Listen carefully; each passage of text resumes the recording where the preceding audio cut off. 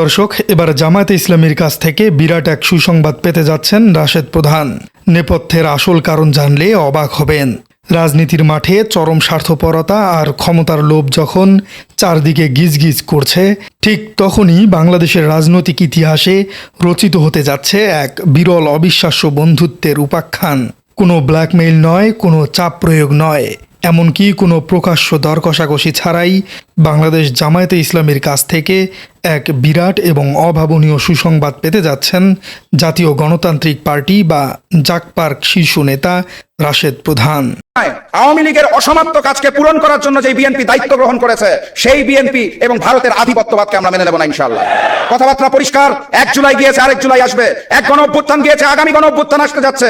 যদি না হয় সংসদে, সমাধান হবে রাজপথে। নতুন গণ অভ্যুত্থানের প্রস্তুতি নিন, দেখা হবে বিজয় ইনশাআল্লাহ। দেশের রাজনীতির অন্দরমহলে এখন সবচেয়ে বড় এক আলোচিত খবর হলো, জাতীয় সংসদে নিজেদের প্রাপ্য সংরক্ষিত মহিলা আসনগুলোর মধ্য থেকে অত্যন্ত মর্যাদাপূর্ণ একটি আসন রাশেদ প্রধানের দল জাকপাকে উপহার হিসেবে ছেড়ে দিতে যাচ্ছে বাংলাদেশ জামায়াতে ইসলামী। আর এই সংরক্ষিত আসন থেকে সংসদ সদস্য হিসেবে যিনি সংসদে পা রাখতে যাচ্ছেন, তিনি হলেন রাশেদ প্রধানের আপন বোন এবং জাকপার বর্তমান শীর্ষ নেত্রী তাসমিয়া প্রধান। বাংলাদেশের রাজনীতিতে যেখানে একটি সাধারণ ইউনিয়ন পরিষদের মেম্বার পদ নিয়েও জোটের ভেতরে রক্তারক্তি এবং দল ভাঙার মতো ঘটনা ঘটে, সেখানে জাতীয় সংসদের মতো সর্বোচ্চ নীতি নির্ধারণী ফোরামের একটি গুরুত্বপূর্ণ আসন স্বেচ্ছায় মিত্র দলকে ছেড়ে দেওয়ার এই ঘটনা আক্ষরিক অর্থেই এক বিশাল রাজনৈতিক সৌহার্দ্যের পরিচয় প্রকাশ করেছে। কেন জামায়াতে ইসলামী হঠাৎ করে এত বড় একটি ছাড় দিতে চাইছে? রাজনীতিতে তো বিনা স্বার্থে কেউ কাউকে 1 ইঞ্চি জমিও ছাড় দেয় না। সেখানে পুরো একটি সংসদীয় আসন রাশেদ প্রধানের বোনকে কেন দেয়া হচ্ছে? আজকের এই গভীর এবং চাঞ্চল্যকর বিশ্লেষণে আমরা রাজনীতির সেই অজানা এবং আবেগময় পর্দার পেছনের গল্পটি উন্মোচন করব। দর্শক, এই বিশাল অর্জনের পেছনের আসল রহস্যটি বুঝতে হলে আমাদের একটু ফ্ল্যাশব্যাকে যেতে হবে। ফিরে যেতে হবে সদ্য সমাপ্ত নির্বাচনের ঠিক আগ মুহূর্তে, যখন জোটবদ্ধভাবে আসন ভাগাভাগির অঙ্ক কষা হচ্ছিল। তখন জামায়াতে ইসলামীর নীতি নির্ধারক এবং আমিরে জামাত ডক্টর শফিকুর রহমান পড়েছিলেন এক চরম অস্বস্তিকর এবং কঠিন পরিস্থিতিতে। জোটের রাজনীতির সবচেয়ে বড় এবং তিক্ত বাস্তবতা হলো আসন বন্টন। নির্বাচনের সময় জোটের ভেতরে থাকা ছোট ছোট দলগুলো হঠাৎ করেই যেন বিশাল শক্তিশালী হয়ে উঠল। তারা বড় দলগুলোর উপর প্রচণ্ড চাপ প্রয়োগ করতে থাকে, ব্ল্যাকমেইল করার চেষ্টা করতে থাকে। অনেক ছোট দল এমন হুমকি দেয় যে তাদের কাঙ্ক্ষিত সংখ্যক আসন না দিলে তারা জোট ভেঙে বেরিয়ে যাবে কিংবা গণমাধ্যমে প্রকাশ্যে সমালোচনা শুরু করবে।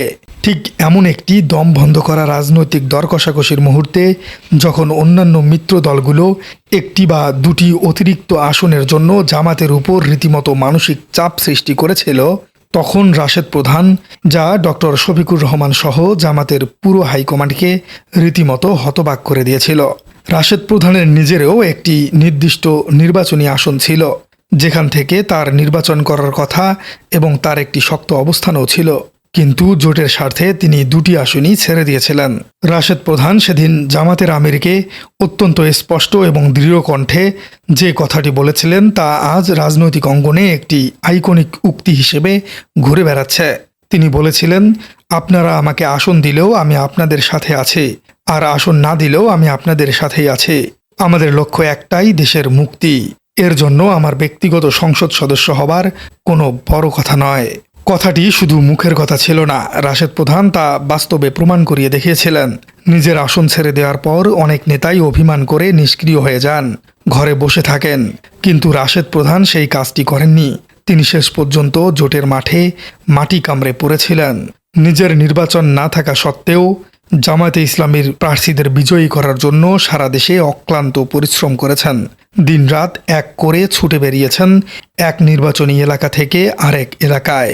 জামায়াতের প্রতিটি সভা সমাবেশে তিনি উপস্থিত থেকেছেন, কর্মীদের সাহস জুগিয়েছেন এবং সাধারণ মানুষদের কাছে জোটের বার্তা অত্যন্ত নিখুঁতভাবে পৌঁছে দিয়েছেন।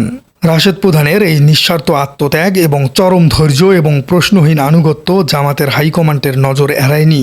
জামায়াতে ইসলামী এমন একটি আদর্শিক রাজনৈতিক দল যারা সবসময় তাদের মিত্রদের চরম মূল্যায়ন করতে জানে। রাজনীতিতে যারা বেইমানি করে তাদের যেমন তারা চিনে রাখে, ঠিক তেমনি যারা চরম বিপদে এবং প্রয়োজনের মুহূর্তে নিজেদের স্বার্থ বিলীন দিয়ে পাশে দাঁড়ায়, জামাত তাদের কখনো ভুলে যায় না। আর সেই কৃতজ্ঞতাবোধ এবং ত্যাগের চরম স্বীকৃতি স্বরূপই আজ বিশাল সুসংবাদটি আসতে যাচ্ছে জাগপার ঘরে।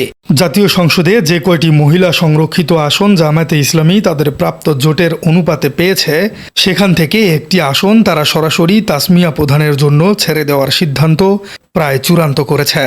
এখানে তাসমিয়া প্রধানের পরিচয়টি অত্যন্ত গুরুত্বপূর্ণ।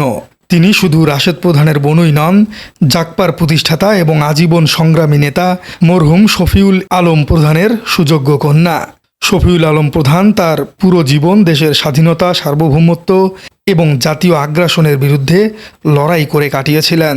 তার মৃত্যুর পর জাগপা যখন নানামুখী সংকটের মুখে পড়েছিল, তখন শক্ত হাতে হাল ধরেছিলেন এই তাসমিয়া প্রধান এবং রাশেদ প্রধান।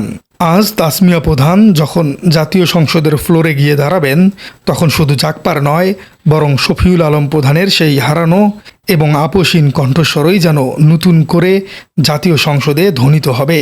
জামায়াতে ইসলামীর এই মাস্টার স্ট্রোক বা সিদ্ধান্তটি দেশের বর্তমান রাজনৈতিক অঙ্গনে একটি অত্যন্ত শক্তিশালী এবং সুস্পষ্ট বার্তা দিচ্ছে।